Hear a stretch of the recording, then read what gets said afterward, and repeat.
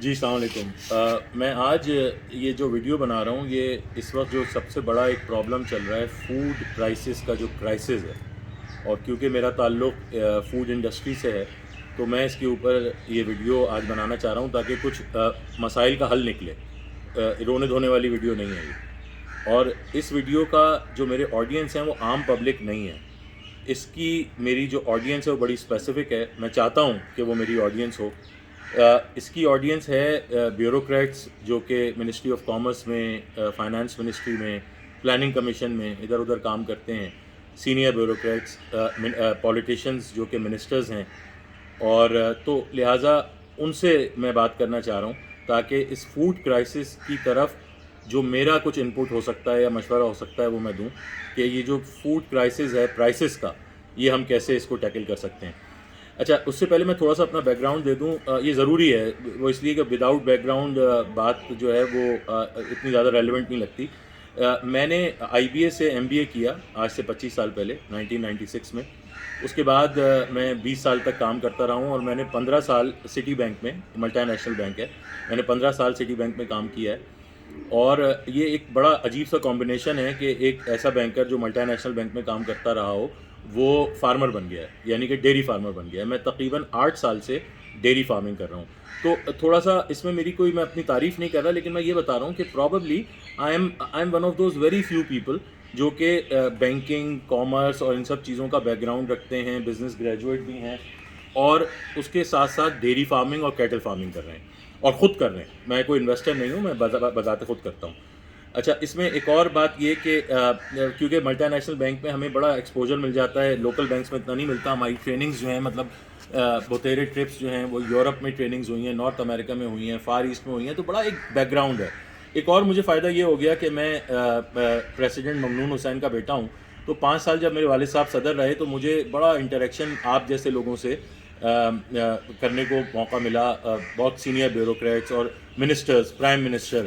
تو مجھے اندازہ ہے کہ اس وقت ملک کے حالات کیا ہیں، اور کوئی بھی چیزیں جو میں بتا رہا ہوں وہ اتنی آسان نہیں ہوتی ان کے اوپر عمل کرنا، لیکن پھر بھی میں بہت سوچ سمجھ کے یہ ویڈیو بنا رہا ہوں۔ تو مجھے اس بات کا اندازہ ہے کہ اس وقت ہمارا جو ٹریڈ ڈیفیسٹ ہے وہ بہت ڈراؤنا ہو چکا ہے۔ مجھے اس کا بھی اندازہ ہے کہ ہمارا جو اس وقت کرنٹ اکاؤنٹ ڈیفیسٹ ہے وہ بہت خطرناک حد تک بڑھ چکا ہے۔ ٹریڈ ڈیفیسٹ تو کچھ خبر یہ ہے کہ شاید $72 بلین تک جا سکتا ہے، اللہ معاف کرے۔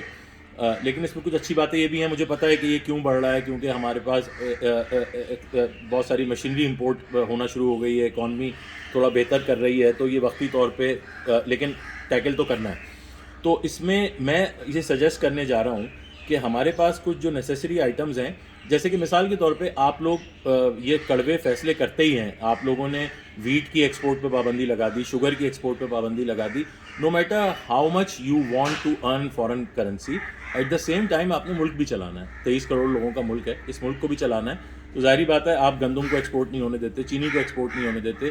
تو ایک چیز جو جس پہ صرف نظر ہو رہا ہے آپ کا، اور جو ہماری پرائسز کے اوپر بہت زیادہ اثر ڈال رہی ہے، وہ یہ ہے کہ ہمارا دودھ، دہی اور ڈیری کے جتنے بھی مٹھائیاں اور بہت ساری چیزیں جو سی پی آئی کے اندر جا کے امپیکٹ ڈالتی ہیں، ان کا تعلق دودھ کی پرائس سے ہے۔ کہ جیسے میں نے آپ سے کہا، دہی ہے، لسی ہے، بیوریجز ہیں جو کہ ڈیری سے بنتی ہیں، دودھ خود ہے۔ تو اس کا پرائسز کو کنٹرول کرنا جو ہے وہ بھی بہت ضروری ہے، اتنا ہی ضروری ہے جتنا گندم ہے اور جتنا آپ کا چینی ہے یا ایسے نیسیسری آئٹم ہے۔ دودھ کی پرائس کو آپ کو کنٹرول کرنا پڑے گا۔ اچھا، دودھ کی پرائس کو کنٹرول کرنے کا کوئی ایسا طریقہ نہیں ہے کہ آپ ڈنڈے لے کے اور کمشنر صاحب نکل گئے سڑکوں پہ اور جناب دکانیں بند کرانی شروع کر دیں پرائس پہ۔ اس کے لیے آپ کو کانکریٹ، ایجوکیٹڈ اور اسٹریٹیجک میجرز لینے پڑیں گے، اور اس کا سمپل حل یہ ہے کہ جناب آپ، ہمارے پاس آلریڈی ہم فارڈر ڈیفیشینٹ کنٹری ہیں۔ آپ این اے آر سی اسلام آباد میں ذرا وہاں پہ کسی سے میٹنگ کریں، آپ نمبرز نکلوائیں۔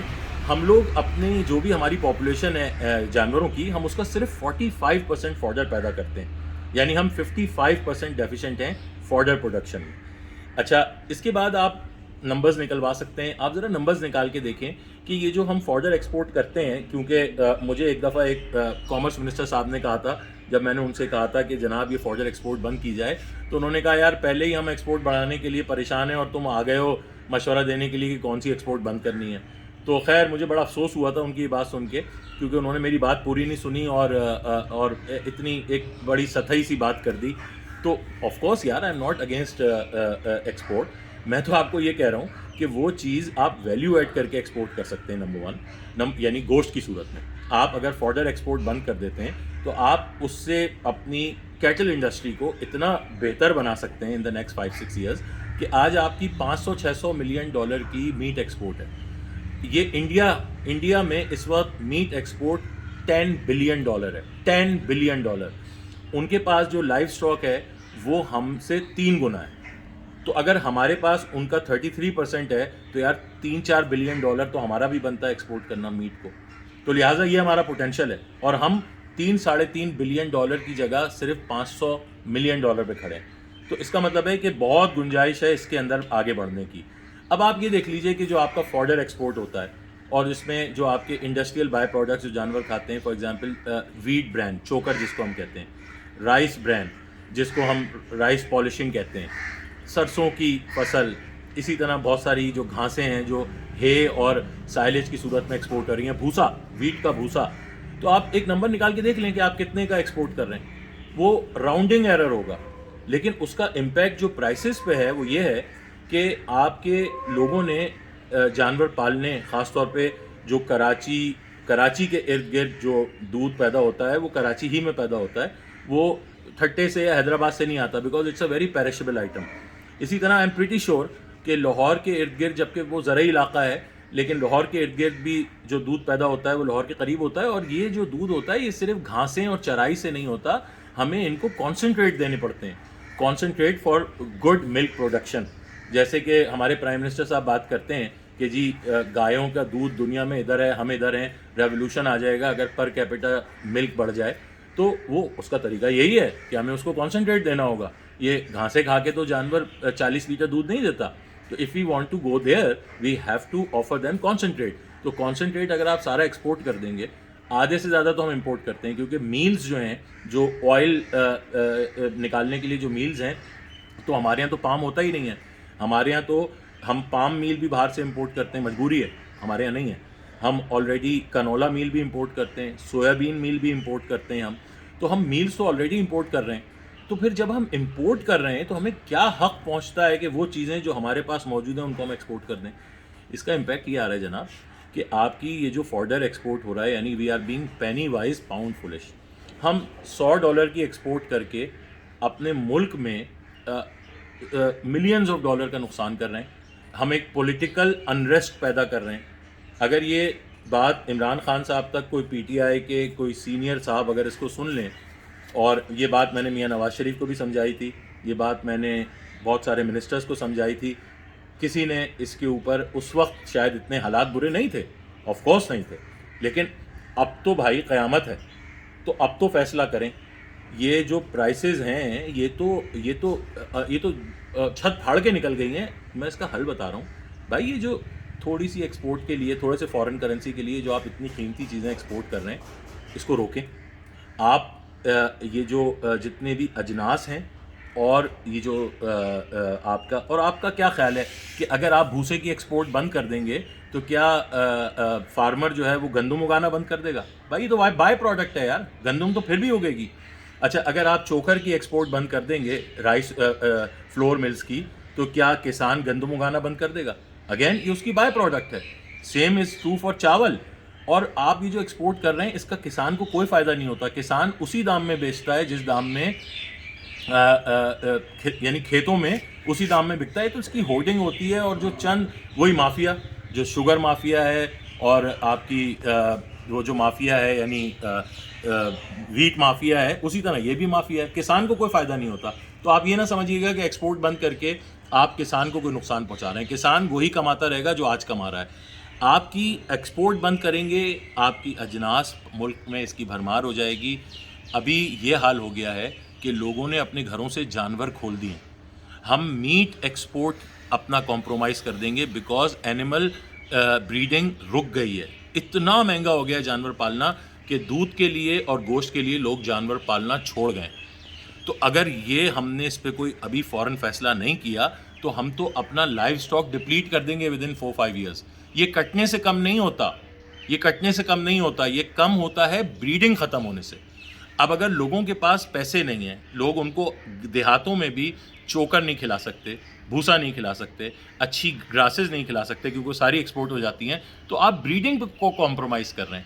نہ دودھ کے لیے جانور بچیں گے, نہ کٹنے کے لیے جانور بچیں گے. جانور کٹنے سے کم نہیں ہوتے, بریڈنگ ختم ہونے سے کم ہوتے ہیں. لاکھوں ملینز آف مرغیاں آپ روز کاٹتے ہیں اور کھا جاتے ہیں, کبھی کم ہوئی؟ اس لیے کہ اس کی فارمنگ ہو رہی ہے, پولٹری فارمنگ ہو رہی ہے, کبھی کم نہیں ہوگی. اسی طرح جانور بھی کبھی کم نہیں ہوں گے. تو یہ آپ کی ذمہ داری ہے.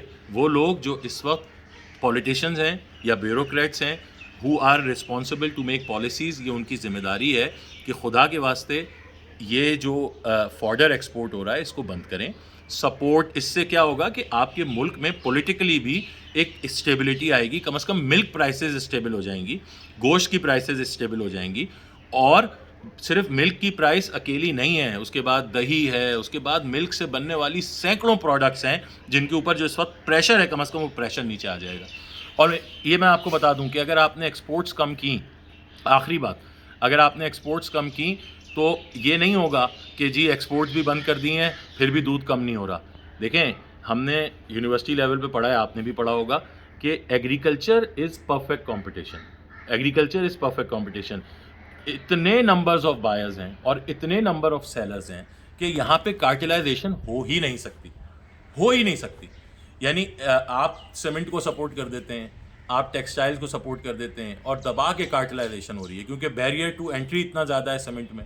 شوگر میں بیریئر ٹو انٹری تو سب سے بڑا ہے کہ وہ پولیٹیکلی اگر آپ کنیکٹڈ نہیں ہیں. الحمدللہ میں نے تو کوئی لائسنس نہیں لیا شوگر کا, مجھے بڑی آفرز تھی کہ پنجاب میں بھی ایک لے لیں اور سندھ میں بھی ایک لے لیں, لیکن میں نے کبھی اس طرف سوچا تک نہیں ہے. لیکن یہ کہ صرف پولیٹیکلی جو لوگ انفلوئنشل ہیں وہی شوگر کا لائسنس لے سکتے ہیں. سیمنٹ کے لیے پیسہ بہت چاہیے اور لائسنس بھی چاہیے, جگہ بھی چاہیے. تو وہاں پہ بیریئر ٹو انٹری اتنی زیادہ ہے کہ جب بھی آپ ان کو سپورٹ کریں گے کارٹلائزیشن ہو جائے گی. یہ تو پرفیکٹ کمپٹیشن ہے یار. ملینز آف فارمرز ہیں and tens of millions of users ہیں. تو اگر آپ یہ جو ملک ایسوسیشنز بنی ہوئی ہیں یہ الٹے لٹک جائیں کہ جی دودھ کی پرائس کو 150 لے جاؤ. اگر فارمر سستا دودھ پروڈیوس کر رہا ہے وہ کبھی بھی اس کو انتظار نہیں کرے گا کہ اس کو 150 کا ریٹ ملے, وہ 120 میں بھی بیچ دے گا. وہ اس لیے کہ اتنے فارمرز ہیں, میں نہیں بیچوں گا, دوسرا بیچ دے گا, ہم دونوں نہیں بیچیں گے, تیسرا بیچ دے گا, ہم 100 لوگ نہیں بیچیں گے, اگلے 100 بیچ دیں گے. It's perfect competition, know cartelisation. تو لہٰذا آپ سپورٹ کریں, بریڈنگ کو سپورٹ کریں تاکہ آپ کا میٹ ایکسپورٹ آگے جا کے بڑھے. ابھی سے بڑھنا شروع ہو گیا ہے الحمدللہ, یہ مومنٹم پکڑے, ہم $500 ملین سے 3 بلین 4 بلین تک جائیں. یہ جب ہی ہوگا کہ جب آپ کو کچھ انویسٹمنٹ کرنے کی ضرورت نہیں ہے, پالیسی بنائیں. آپ فوڈر کی ایکسپورٹ کو, اجناس کی ایکسپورٹ کو روک دیں. یہ ملک میں جب ایمپل ہوگا, لوگوں کو پیسے بچنے شروع ہوں گے, لوگ اس پہ انویسٹ کریں گے. لوگ بڑے بڑے, جیسے ہم نے یہ ماشاءاللہ یہ اتنا بڑا ایک فیٹننگ فارم بنایا ہے. تو ہم یہ فیٹننگ فارم کیوں بنایا ہے؟ ہم نے اس لیے بنایا ہے کہ ایکسپورٹ میں پوٹینشیل ہے. ہم ان جانوروں کو پہلے تیار کرتے ہیں, ہم ان کو تگڑا کرتے ہیں, ایکسپورٹ کے قابل بناتے ہیں, اور پھر اس کے بعد ہم اس کو ایکسپورٹ کرتے ہیں. اس سے فائدہ یہ ہوتا ہے کہ اگر 3 جانور کٹنے اس کی جگہ ہمارا 1 کٹتا ہے کیونکہ وہ تیار ہو کے جاتا ہے. اچھا, اب ہم چھوڑ جائیں گے یہ کام, جب ہمارے پاس پالنے کے لیے یہ بھوسا اور یہ سب چیزیں نہیں ہوں گی ہم بند کر دیں گے یار. مطلب ہم ایک ایگریکلچر کنٹری ہیں اور یہاں پہ کھلانے کے لیے جانوروں کو نہیں ہے ہمارے پاس. اس کی وجہ یہ کہ ہم فوڈر ڈیفیشینٹ ہیں, اوپر سے ایکسپورٹ کرتے ہیں. تو بھائی جان سپورٹ کریں, آپ لوگ سپورٹ کریں. آپ لوگ اس وقت ڈیسیجن میکنگ کیپیسٹی میں ہیں, آپ اس کو میں I think I am repeating myself. You should support meat industry, you should support dairy industry, you should اس سے آپ کو پولیٹیکلی بہت فائدہ ہوگا. آپ کی ان پرائسز پہ 4 5 6 آئٹم جو کہ نیسیسری آئٹمز ہیں ان کی پرائسز پہ پریشر نیچے آ جائے گا. کوئی ملک ایسوسیشن دودھ کی پرائس آگے نہیں بڑھا سکے گی کیونکہ اگر فارمر کی کاسٹ کم ہے وہ دودھ بیچے گا. اٹس اے پیریشیبل آئٹم, اس کو 1 گھنٹے میں بیچنا ہے. ابھی بھی یہ پیریشیبل آئٹم ہے لیکن کاسٹ اتنی زیادہ ہو گئی ہے کہ لوگوں نے دودھ پیدا کرنا چھوڑ دیا ہے, لوگوں نے جانور پالنے چھوڑ دیے ہیں. نہ گوشت کے لیے جانور ہوں گے نہ دودھ کے لیے جانور ہوں گے. سو پلیز جاگیں, اس کے اوپر فیصلہ کریں. Thank you very much.